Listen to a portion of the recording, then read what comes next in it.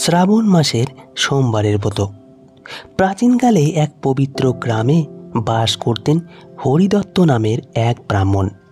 তার সংসার ছিল অত্যন্ত দরিদ্র, দিন আনে দিন খায় অবস্থা। তবু ছিলেন ভীষণ ধার্মিক, সদাচারী ও মৃতভাষী। তার স্ত্রী শিবানী ছিলেন আরও বেশি ভক্তিমতী। সংসারে অভাব থাকলেও মুখে কখনো একটিও অভিযোগ শোনা যেত না। তাদের ঘর ছিল মাটির ছাউনি, ঘরের প্রতিদিনের খাবার জুটত না ঠিকঠাক। তবু ঈশ্বরের তাদের বিশ্বাস ছিল অটুট। একদিন শিবানী গভীর রাতে স্বপ্ন দেখেন, এক শুভ্র বসনাযোগে পুরুষ তার স্বপ্নে এসে বললেন, মা, তুমি এই শ্রাবণ মাসে প্রতিটি সোমবার উপবাস রেখো, শিবের ব্রত করো, তাহলে তোমার জীবনের সমস্ত দুঃখ দূর হবে। স্বপ্ন থেকে জেগে উঠে শিবানী ভাবলেন, এ কি শুধুই স্বপ্ন নাকি মহাদেবের আদেশ? তিনি মনে মনে স্থির করলেন, ব্রত তিনি করবেনই। পরদিন ছিল শ্রাবণ মাসের প্রথম সোমবার। ভোরবেলা উঠে গঙ্গা জলে স্নান সেরে শিবানী একটি ছোট্ট মাটির প্রদীপ জ্বালালেন। না ছিল ধূপ, না দুধ, না বেলপাতা। পুকুর থেকে জল এনে মাটি দিয়ে তৈরি এক ছোট শিবলিঙ্গে নিবেদন করলেন। শুকনা একটি পাতায় জল ঢেলে বললেন, ওং নমঃ শিবায়। সারাদিন উপবাস করে সন্ধ্যায় আবারও ধ্যান করলেন মহাদেবের। বাণী জানতেন তার অর্পণ তুচ্ছ হলেও তার ভক্তি বিশুদ্ধ। রাত্রে হরিদত্ত একটি অলৌকিক স্বপ্ন দেখলেন। শিবলিঙ্গ থেকে আলো বিচ্ছুরিত হচ্ছে, আর এক গম্ভীর কণ্ঠ বলছে, তোমার স্ত্রী আমার প্রতি ভক্তি দেখিয়েছে, আমি সন্তুষ্ট। তোমাদের দরিদ্র কাটবে, কষ্ট যাবে। হরিদত্ত ঘুম থেকে উঠে স্ত্রীকে বললেন সব কথা। দুজনেই চুপচাপ কেঁদে ফেললেন। সে কান্না ছিল সুখের, ঈশ্বরের কৃপা পাওয়ার আনন্দে। পরদিন সকালে এক অদ্ভুত ঘটনা ঘটল। বাড়ির সামনে এক লোক এসে বলল, আমি বহুকাল আগে তোমার ছাত্র গুরুজি। আজ হঠাৎ মনে পড়ে গেল, এই কিছু চাল ডাল আর কিছু রূপ রাখছি নাও, আপনার কৃপায় আমি আজ প্রতিষ্ঠিত। হরিদত্ত অবাক হয়ে তিনি ভাবলেন, এ কি কেবলই কাকতালীয় নাকি শিবেরই পাঠানো কেউ?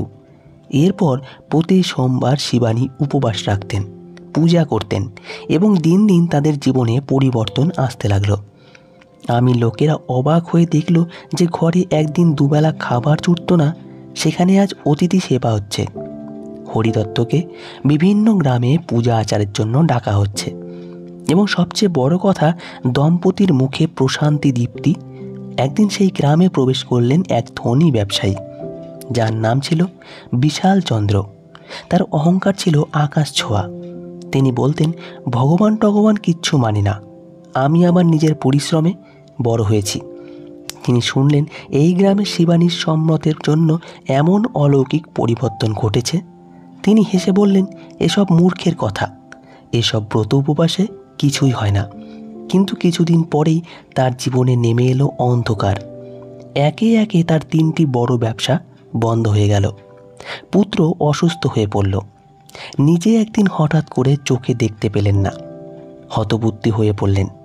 তিনি শেষমেশ এক মহাত্মা এসে তাকে বললেন, তুমি অহংকারে ভরে গেছো, শ্রাবণ মাসের সমব্রত পালন করে শিবের কাছে ক্ষমা চাও। বিশালচন্দ্র দিশেহারা হয়ে সেই বছরই সোমবার উপবাস শুরু করলেন। শিব পূজা করলেন এবং অন্তরের গভীর থেকে কেঁদে কেঁদে বললেন, হে শম্ভু, হে মহাদেব, আমাকে ক্ষমা করো। কয়েক সপ্তাহের মধ্যেই তার চোখের দৃষ্টি ফিরে এলো। পুত্রও ধীরে ধীরে সেরে উঠল। তিনি বুঝলেন ভগবানের দয়ার সামনে দম্ভ কিছুই নয়। এদিকে গ্রামে আরও অনেক নারী সমব্রত পালন করতে লাগলেন। কেউ কন্যার বিবাহের জন্য, কেউ রোগ মুক্তির জন্য, কেউ শান্তি ও সমৃদ্ধির আশায়। প্রত্যেকেই এক এক করে শিবের কৃপা পেতে লাগলেন। যে মেয়ের বিয়ে হচ্ছিল না, তার বিয়ে হলো এক ধর্মপরায়ণ যুবকের সঙ্গে। যে পরিবারে সদ্য বাচ্চার জন্ম হয়েছে, তারা বিপদ থেকে রক্ষা পেল। যারা দরিদ্র জর্জরিত ছিল, তাদের জীবনে আসতে লাগলো পরিবর্তন। শাস্ত্রে বলা হয়েছে, শ্রাবণ মাসে যিনি প্রতিটি সোমবার উপবাস করেন, ব্রাহ্মণকে দান করেন ও ভক্তি ভরে শিবের পূজা করেন, তার জীবনে শিব নিজেই কৃপা বর্ষণ করেন। এই ব্রত পালনকারীদের জীবনে দাম্পত্য সুখ আসে, রোগ মুক্তি ঘটে, কন্যার বিবাহ ত্বরান্বিত হয়, ব্যবসায় উন্নতি ঘটে, জীবনে অর্থ ও শান্তি দুই ফিরে আসে। মৃত্যুর পরে শিবলোকে অধিষ্ঠান হয়। এই ব্রতের নিয়মও সরল। সকালে স্নান করে পরিষ্কার মন ও শরীরে শিবের সামনে বসা, জল, দুধ, বেলপাতা, ধূপ, দীপচন্দন নিবেদন করা, ওং নমঃ শিবায় মন্ত্র জপ করা, সন্ধ্যায় ব্রত কথা পাঠ করা এবং রাতেই ফল বা নিরামিষ আহার গ্রহণ করে উপবাস ভঙ্গ করা। শিবানীর কাহিনী তখন গ্রাম ছড়িয়ে আশেপাশের অঞ্চলেও ছড়িয়ে পড়ে।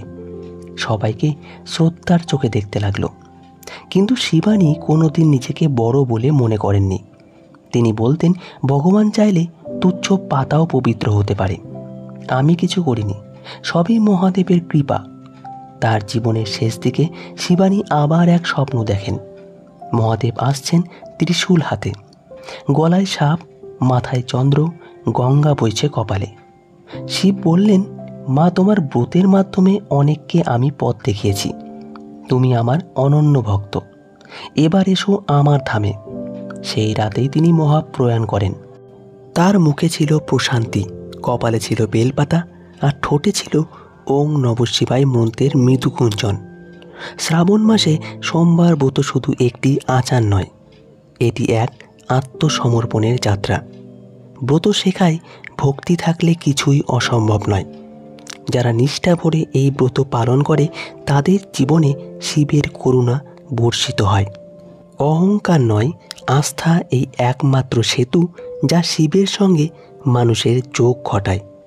আজও শ্রাবণ মাস এলেই বহু নারী পুরুষ সোমবার ব্রত পালন করেন, শিব মন্দিরে ভিড় করেন, উপবাস থেকে প্রার্থনা করেন। তাই হৃদয়ের অন্তঃস্থল থেকে একবার কমেন্টে লিখে যান, হর হর মহাদেব, ওং নমঃ শিবায়। আজকের ভিডিওটি এই পর্যন্তই। ভিডিওটি ভালো লাগলে অবশ্যই পৌরাণিক পানির কাহিনী চ্যানেলটি সাবস্ক্রাইব করে দেবেন। এরকমই নতুন ভিডিওর জন্য অনেক অনেক ধন্যবাদ। ভালো থাকবেন, সুস্থ থাকবেন। হর হর মহাদেব।